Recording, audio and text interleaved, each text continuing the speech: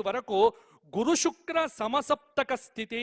వింధ్య పర్వతం కావేరీ నదిల మధ్య కొంత ప్రజలు బయటికి వెళ్తే బాగుంటుంది, అక్కడ విపరీతమైనటువంటి ఇబ్బందులు వచ్చే అవకాశం ఉంది.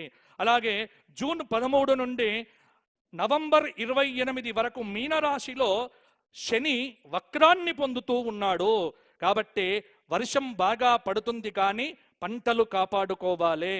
ఈ సంవత్సరం ఎర్ర భూముల్లో పంటలు వేసే వారికి కందులు, మిర్చి, అలాగే ఎంతసేపు వరి వరి వరి అని కాకుండా మిగతా చక్కటి పంటలో వాతావరణ శాఖ అనుకూలతను తెలుసుకొని వేస్తే కనుక మృగశిర కార్త్రే, ఆర్ద్ర కార్త్రే చక్కటి వర్షాలు కూడా కురిపించే అవకాశం ఉన్నది.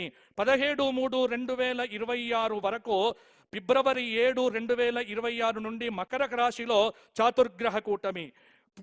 ఫిబ్రవరి 13, 2026 నుండి మార్చి నెల 17, 2026 వరకు కుంభరాశిలో చాతుర్గ్రహ కూటమి. కాబట్టి ఇక్కడ గ్రస్తోతిత చంద్రగ్రహణము కొన్ని ప్రభావాలను సూచించబోతూ ఉన్నది. వెరసి ఈ సంవత్సరం వర్షాలకు ఇబ్బంది లేదు, పరిపాలనకు ఇబ్బంది లేదు.